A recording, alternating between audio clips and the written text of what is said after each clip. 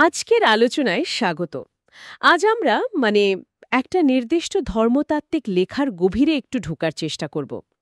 এই লেখাটা মানুষের সত্তা, বিশেষ করে আত্মা, তারপর ধরুন স্বর্গীয় দূত বা রূহ এবং অশুভ সত্তা অপবিত্র রূহ এই সব নিয়ে আলোচনা করে। হ্যাঁ, ঠিক।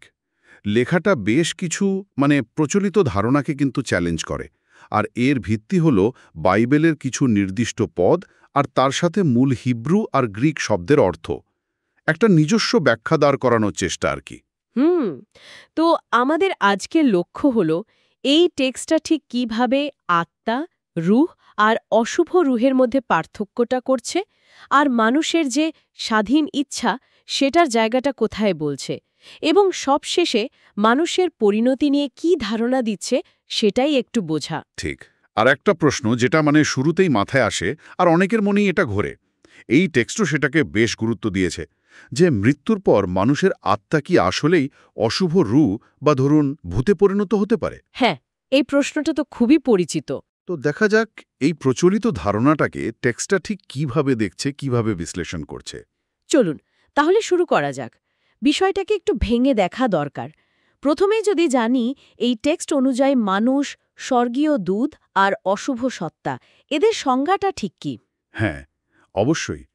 টেক্সটটা দেখুন, শুরুতেই একটা বেশ পরিষ্কার সীমারেখা টানছে। মানুষকে বলছে আত্মা। কোরিয়ান শব্দটা হলো হোন। হন। এটা আসলে গ্রিক সাইকি বা হিব্রু নেফিসের মতো, জীবন সত্তা বা ব্যক্তি নিজে। আচ্ছা, আত্মা মানে ব্যক্তি বা জীবন সত্তা। আর অন্যদিকে স্বর্গীয় দূতদের বলা হচ্ছে রূহ, কোরিয়ান শব্দ ইয়ং। ইয়ং। এটা আবার গ্রিক নিউমা বা হিব্রু রুয়াক এর সমতুল্য। এর মানে হল মূলত বায়ু, নিঃশ্বাস বা ধরুন আধ্যাত্মিক সত্তা। আচ্ছা, তাহলে আত্মা আর রূহ দুটো আলাদা জিনিস।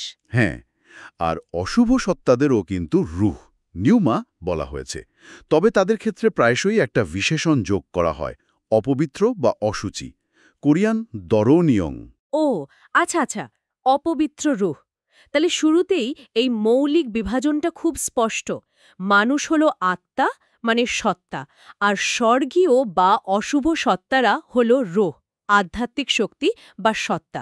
তো এই সংজ্ঞার ভিত্তিতে সেই আগের প্রশ্নে যদি ফিরি, মানুষের আত্মা কি মৃত্যুর পর অশুভ রূহে রূপান্তরিত হতে পারে? টেক্সটটা কি বলছে? দেখুন, টেক্সটটা এর বিরুদ্ধে একটা বেশ জোরালো যুক্তি দিচ্ছে। লেখকের বক্তব্য হল, মানুষ যদি মূলত আত্মা, হনসাইকি হয়, আর মৃত্যুর পর যদি তার রুহে ইয়াংনিউমা পরিণত হয়, তাহলে শেষ বিচারের সময় একটা ধর্মতাত্ত্বিক প্যাচ তৈরি হয়। কি রকম প্যাচ? এই যে বাইবেলের মতি 10:28 আছে, ঈশ্বর আত্মা ও দেহ উভয়কেই নরকে বিনষ্ট করতে পারেন। আত্মা ও দেহ।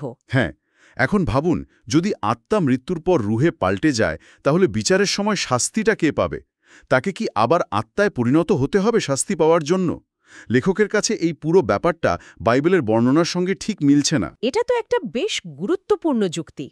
তার মানে এই ব্যাখ্যা বলছে আত্মা আর রূহ দুটো সম্পূর্ণ আলাদা ক্যাটেগরি। তারা একে অপরে রূপান্তরিত হয় না। লেখক কি মৃত মানুষের আত্মার ঘুরে বেড়ানোর কোনো বাইবেলীয় উদাহরণ পেয়েছেন? না, লেখক পরিষ্কার বলছেন যে তিনি বাইবেলে এমন কোনো ঘটনা খুঁজে পাননি যেখানে কোনো মৃত ব্যক্তির আত্মা হোনসাইকি পৃথিবীতে রূহ ইয়াংনিউমা হিসাবে ঘুরে বেড়াচ্ছে বা কিছু করছে। মৃতদের প্রসঙ্গে যখনই কথা এসেছে, বাইবেলে আত্মা শব্দটাই ব্যবহার করা হয়েছে, রূহ নয়। আচ্ছা, তাহলে বোঝা যাচ্ছে মানুষের মূল সত্তা হিসাবে এই আত্মা বা সাইকির ওপরেই পুরো জোরটা দেওয়া হচ্ছে। তো মৃত্যু হলে এই আত্মার কি হয়, সে বিষয়ে টেক্সটটা কি ধারণা দেয়? মৃত্যুকে প্রায়শই বলা হয়েছে আত্মা নির্গত হওয়া বা ধরুন প্রাণ ত্যাগ করা।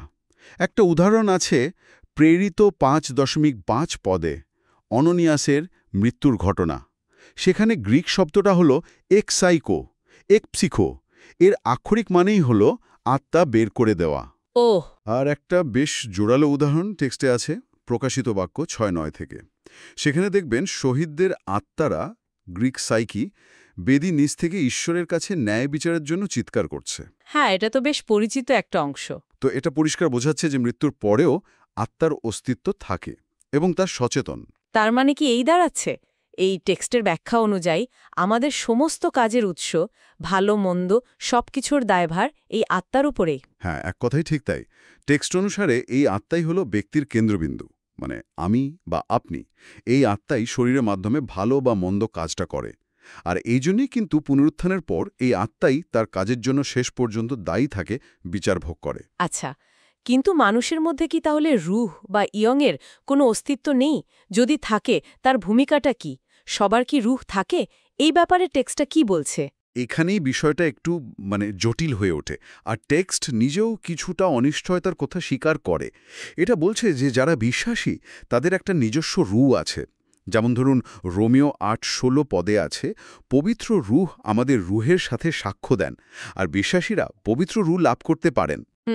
বিশ্বাসীদের রুহ আছে। কিন্তু যারা ঈশ্বরকে প্রত্যাখ্যান করেছে, টেক্সটে এদের গজল যা বা প্রত্যাখ্যানকারী বলা হয়েছে, তাদের নিজস্ব রূহ আছে কিনা, অথবা থাকলেও তা আধ্যাত্মিকভাবে মৃত অবস্থায় আছে কিনা।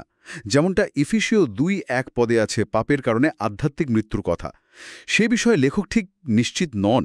তাহলে বিষয়টা একটু ধোঁয়াশাপূর্ণ লাগছে। যদি মানুষের রুহ থাকেও টেক্সট কি তার কোনো নির্দিষ্ট ভূমিকা বা কাজের কথা বলে? মানে সিদ্ধান্ত নেওয়ার ক্ষমতা কি রুহেরও আছে? টেক্সট একটা ধারণা দেয় যে মানুষের রূহ হয়তো আত্মাকে প্রভাবিত করতে পারে, ভালো বা মন্দের দিকে টানতে পারে, কিন্তু চূড়ান্ত সিদ্ধান্তটা নেওয়ার ক্ষমতা সম্ভবত আত্মারই। আত্মায়? হ্যাঁ, রূহ যেন একজন পরামর্শদাতা হতে পারে, কিন্তু ফাইনাল কলটা চূড়ান্ত সিদ্ধান্তটা সম্ভবত আত্মাই নেয়।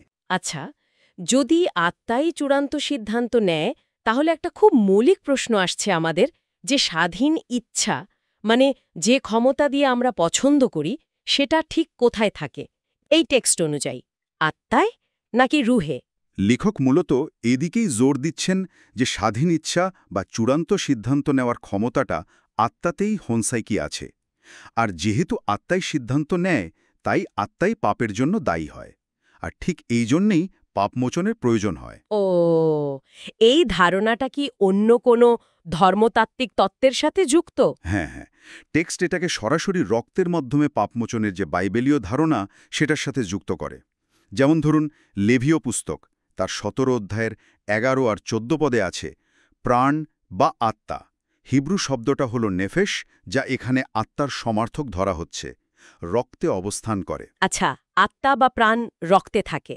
হ্যাঁ, তো যুক্তিটা হলো যেহেতু জীবন বা আত্মা রক্তে থাকে, আর এই আত্মাই পাপ করে, তাই পাপমোচনের জন্য রক্তের প্রয়োজন। টেক্সটে আরও বলা হয়েছে যীশুখ্রিস্ট রক্তমাংসের দেহ ধরেছিলেন হিব্রু 2:14 অনুযায়ী, যাতে তিনি তার রক্তের মাধ্যমে পাপমোচন করতে পারেন। তো এই যুক্তির ধারাতে যেহেতু আত্মার পাপ রক্তের মাধ্যমে মোচন হচ্ছে, তাই স্বাধীন ইচ্ছার মূল কেন্দ্র সম্ভবত আত্মায়। আর পাপমোচন, এই পুরো ব্যাপারটা আমাদের আত্মাকেন্দ্রিক, যা আবার রক্তের সাথে যুক্ত। এটা তো পাপমোচনের ধারণাকে একটা বেশ নির্দিষ্ট দৃষ্টিকোণ থেকে দেখাচ্ছে। হ্যাঁ, এই টেক্সটের ব্যাখ্যাটা এরকমই। কিন্তু টেক্সট কি অন্য কোনো সম্ভাবনা, যেমন ধরুন স্বাধীন ইচ্ছা আত্মা ও রূহ উভয়ের মধ্যেই থাকতে পারে, এই সম্ভাবনাকে একেবারে বাতিল করে দেয়? না, পুরোপুরি বাতিল করে না, তবে যথেষ্ট সন্দেহ প্রকাশ করে। টেক্সটে এটা স্বীকার করে যে যদি স্বাধীন ইচ্ছা আত্মা ও রূহ দুজনের মধ্যেই থাকে, তাহলে যুক্তি অনুযায়ী দুজনেকেই পাপের জন্য দায়ী হতে হবে, এবং সম্ভবত দুজনেকেই বিচারের মুখোমুখি হতে হবে। আচ্ছা। কিন্তু এখানেই লেখক একটা সমস্যা দেখেন। তিনি বলছেন বাইবেলে এমন কোনো পরিষ্কার প্রমাণ তিনি খুঁজে পাননি যেখানে বলা হয়েছে যে প্রত্যাখ্যানকারী বা ধর্মত্যাগীদের রূহ অগ্নিহ্রদে নিক্ষিপ্ত হবে। বরং বিচারের প্রসঙ্গে বাইবেলে বারবার আত্মা ও দেহের কথাই এসেছে, যেমন ওই যে মথি 10:28। তার মানে যদিও স্বর্গীয় দূতেরা, যারা তো প্রকৃতিগতভাবেই রূহ, তাদেরও স্বাধীন ইচ্ছা আছে এবং তাদের পতন হতে পারে। হ্যাঁ, পারে। কিন্তু মানুষের ক্ষেত্রে পাপ আর বিচারের দায়ভার টেক্সটটা মূলত আত্মার উপরেই রাখছে, রূহ যেন কিছুটা পাশে থাকছে। হ্যাঁ, টেক্সটের মূল ঝোঁকটা কিন্তু সেদিকেই। পাপমোচনের প্রক্রিয়া আর বিচারের বর্ণনার সাথে মিলিয়ে দেখলে আত্মা কি, হোনসাই কি, চূড়ান্ত সিদ্ধান্ত গ্রহণকারী এবং দায়িত্বশীল সত্তা হিসেবে দেখানো হচ্ছে। রূহের ভূমিকা যদি কিছু থেকেও থাকে, সেটা এখানে বেশ গৌণ। বেশ বোঝা গেল। এই দৃষ্টিকোণ থেকে দেখলে দেহত্যাগের পর তাহলে আত্মার কি হয়? যেহেতু এটা অশুভ রূহে পরিণত হচ্ছে না, তাহলে কোথায় যায় আত্মা, কি করে? টেক্সটের ব্যাখ্যা অনুযায়ী মৃত্যুর পর ধার্মিক হন বা অধার্মিক দুজনের আত্মাই বিচার এবং পুনরুত্থানের জন্য অপেক্ষায় থাকে। কেউ জীবনের পুনরুত্থানের জন্য, কেউ বা দণ্ডাঢ্যার পুনরুত্থানের জন্য। এই যে অপেক্ষারত অবস্থা, এটাকে টেক্সটে এক ধরনের ঘুমন্ত অবস্থা বলা হয়েছে। ঘুমন্ত অবস্থা? হ্যাঁ, এর সমর্থনে এক থিসেলনিকীয় 4:14 পদের কথা বলা হয়েছে, যারা যিশুতে ঘুমিয়ে পড়েছে। আবার যোহান 5:29, যারা মন্দ কাজ করেছে তারা বিচারের পুনরুত্থানের জন্য উঠবে, এই পদগুলো উল্লেখ করা হয়েছে। ঘুমন্ত অবস্থা, এটা কি আক্ষরিক অর্থে অচেতন বোঝায়? মানে কোনো অনুভূতি থাকে না? সম্ভবত না। লেখক নিজেই এটা বলছেন যে এই ঘুম আমাদের প্রতিদিনের সাধারণ ঘুমের মতো নাও হতে পারে। তিনি লুক 16:24 যে ধনী ব্যক্তির যন্ত্রণার বর্ণনা আছে সেটার উদাহরণ দেন। আবার প্রকাশিত বাক্য 6:9 আর 10 শহীদদের আর্তনাদের কথাও বলেন। এগুলো দেখে মনে হয় ওই অবস্থাতেও এক ধরনের চেতনা বা অনুভূতি থাকতে পারে। ও আচ্ছা, মানে অচেতন নয় পুরোপুরি। হ্যাঁ, তবে মূল কথাটা হলো টেক্সটের মতে এই আত্মাটা কিন্তু সক্রিয়ভাবে পৃথিবীতে ঘুরে বেড়াচ্ছে না বা নতুন করে পাপ করছে না। তারা মূলত অপেক্ষারত। আচ্ছা, এই যে ঘুরে না বেড়ানোর যুক্তি, এর পেছনে আর কি কারণ দেখাচ্ছে টেক্সটটা? শুধু ওই সংজ্ঞাগত পার্থক্যই কি যথেষ্ট? না না, আরও একটা বেশ গুরুত্বপূর্ণ যুক্তি আছে। সেটা হলো ঈশ্বরের ন্যায়বিচার সম্পর্কিত। টেক্সট একটা প্রশ্ন তুলছে। ধরুন, যদি মৃত্যুর পর আত্মা পৃথিবীতে ইচ্ছেমতো ঘুরে বেড়াতে পারত আর পাপ কাজ চালিয়ে যেতে পারত, তাহলে কি হতো? সময়ের সাথে সাথে তার পাপের বোঝা আর তার ফলে শাস্তির মাত্রা তো বাড়তেই থাকতো, তাই না? তা তো বটেই। বিশেষ করে বলুন, যারা বহু যুগ আগে মারা গেছে তাদের পাপ জমে জমে তো বিশাল হয়ে যেত। লেখক প্রশ্ন করছেন, এরকম একটা ব্যবস্থা কি ঈশ্বরের ন্যায়বিচারের সাথে সঙ্গতিপূর্ণ হতো, যেখানে সাধারণত ব্যক্তির কাজের বিচার তার জীবনকালের কর্মের ভিত্তিতে হওয়ার কথা? এটা আসলেই একটা ভাবনার বিষয়। তাহলে কি টেক্সট এটাই বলছে যে আত্মার কোনো কাজ করার জন্য, সেটা ভালো হোক বা মন্দ, আসলে শরীরের প্রয়োজন? ঠিক এই পয়েন্টটাতেই টেক্সট খুব জোর দেয়। লেখকের বিশ্বাস অনুযায়ী আত্মার সক্রিয়ভাবে কাজ করার জন্য একটা দেহের প্রয়োজন। আর সবচেয়ে গুরুত্বপূর্ণ বিষয় হল বিচার করা হয় দেহে করা কাজের ভিত্তিতে। এই যে 2 করিন্থীয় 5:10 খুব পরিষ্কার করে বলা আছে, কারণ সকলেকেই খ্রিস্টের বিচারাসনের সম্মুখে উপস্থিত হইতে হইবে, যেন প্রত্যেকে নিজ নিজ কর্মানুযায়ী ফল পায়। সে দেহে থাকিতে যাহা করিয়াছে, ভালো হোক বা মন্দ হোক। ওহ আচ্ছা, দেহে থাকিতে যাহা করিয়াছে, খুবই স্পষ্ট।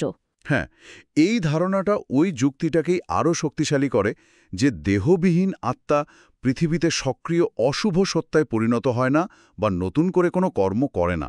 তাহলে তো একটা বড় প্রশ্ন চলে আসে, কেন এই দেহের মাধ্যমে আত্মার কাজের উপর এত বেশি গুরুত্ব?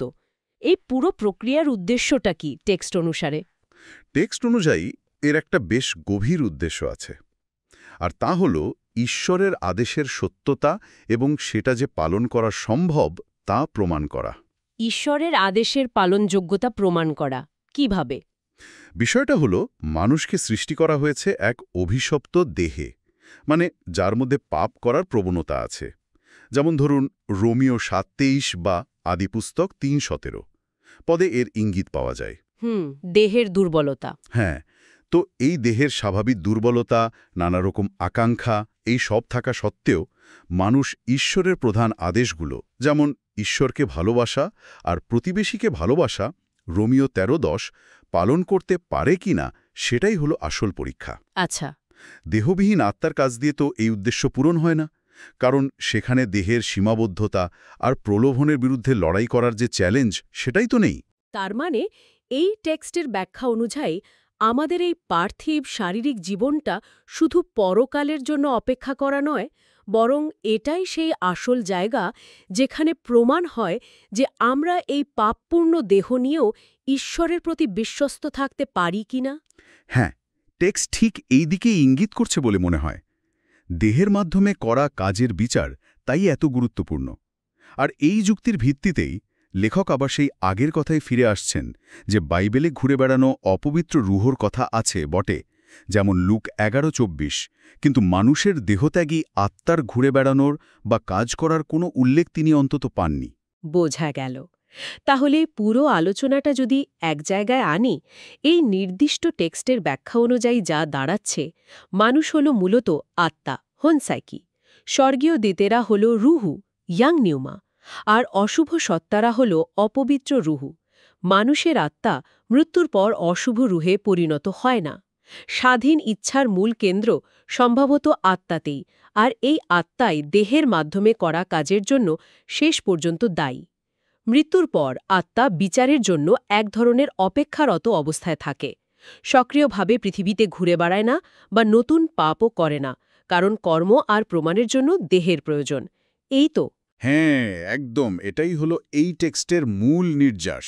তবে এটা মনে রাখা খুবই জরুরি যে এই পুরো বিশ্লেষণটা কিন্তু কয়েকটা নির্দিষ্ট বাইবলীয় শব্দের মানে সাইকি, নেফেশ, নিউমা, রুয়াহ আর সেগুলোর কোরিয়ান প্রতিশব্দ হোন, ইয়ং এগুলোর বিশেষ ব্যাখ্যার ওপর ভীষণভাবে নির্ভরশীল। সেই সাথে এটা পাপমোচন, বিচার আর দেহে মানুষের অস্তিত্বের উদ্দেশ্য নিয়ে একটা খুব নির্দিষ্ট ধর্মতাত্ত্বিক কাঠামোর মধ্যে দাঁড়িয়ে করা। স্বাভাবিকভাবেই বাইবেলের এই বিষয়গুলো নিয়ে অন্য ব্যাখ্যা, অন্য দৃষ্টিকোণও কিন্তু রয়েছে। অবশ্যই, যে কোনো ব্যাখ্যারই তো নিজস্ব একটা প্রেক্ষাপট থাকে।